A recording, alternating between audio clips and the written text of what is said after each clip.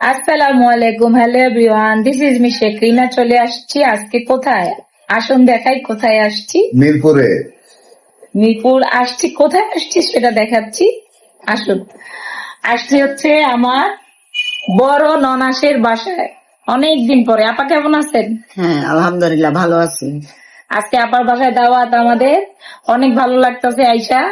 আপা আপনার কেমন লাগতেছে? আমার অনেক আনন্দ, অনেক ভালো লাগছে।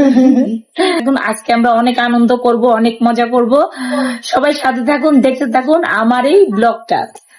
তো এখানে একটা সুন্দর ডালা সাজিয়েছে আপা এবং রুনা। রুনা হচ্ছে আমার মেঝো ননাসের মেয়ে, আবার আমাদের ভাগিনা বউ। দেখুন বন্ধুরা, ডালাটা দেখতে যেমন সুন্দর হয়েছিল, খেতেও তেমন মাশাআল্লাহ আলহামদুলিল্লাহ খুবই মজা ছিল।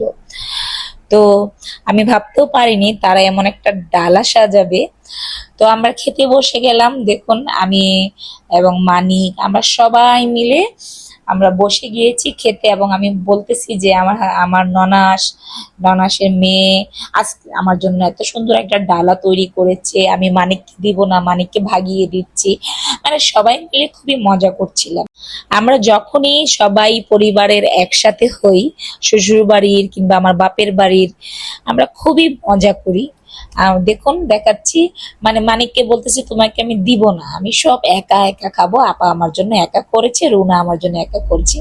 এখানে স্নেহ ছিল আমার নাতিন, মানে রুনার মেয়ে। তো খুবই সবাই মিলে এত মজা করেছি। আরো ছিল গরুর গোস্ত ভুনা, এটা খুবই মজা হয়েছিল। আলহামদুলিল্লাহ, সকল কিছুর জন্য সবসময় আলহামদুলিল্লাহ বলতে হয়। তারপরে ছিল সালাদ। দেখুন খাবারগুলা দেখতেই কত সুন্দর। তারপরে ছিল লেবু, তারপরে মিষ্টি, সাদা কালো মিষ্টি। খাবারের শেষে মিষ্টি খেতে কার না ভালো লাগে। তারপরে আরো ছিল দই। দই খেলে পেট কিন্তু ঠান্ডা থাকে। দই কার কার খেতে ভালো লাগে অবশ্যই কমেন্ট করে জানাবেন। দেখুন বন্ধুরা, আমরা খেতে বসে গিয়েছি। তো আজকে হচ্ছে আমার বউ আদর। তো আমি একাই ডালাটা নিয়ে খেতে বসে গিয়েছি, যেহেতু আমার বউ আদর। কিন্তু আমি আপার ভাইকে আগে খাইয়ে দিলাম, বললাম তুমি আগে খাও। তো সে বলতেছে একদম শাহী খাবার, একদম বিয়ে বাড়ির খাবার, বউকে খাওয়াবে। বিয়ে বাড়ির খাবার যদি না হয়, বিয়ে বাড়ির মতো যদি না হয়, তাহলে কি আর হয়? বন্ধুরা, খাবারটা আলহামদুলিল্লাহ খুবই মজা ছিল।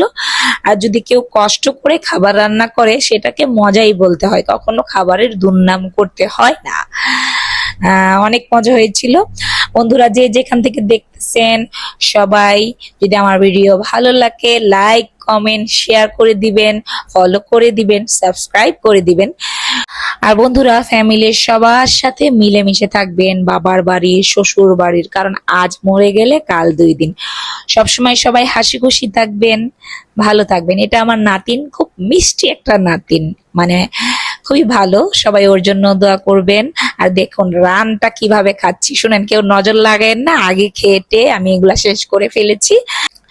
খাওয়া দাওয়া শেষে এখন সবাই মিলে বসে বসে গল্প করছি, অনেক রকমের গল্প। তো দেখুন সবাই খেয়ে দে গল্প করতেছি। সবাই ভালো থাকবেন, সুস্থ থাকবেন। আল্লাহ হাফেজ।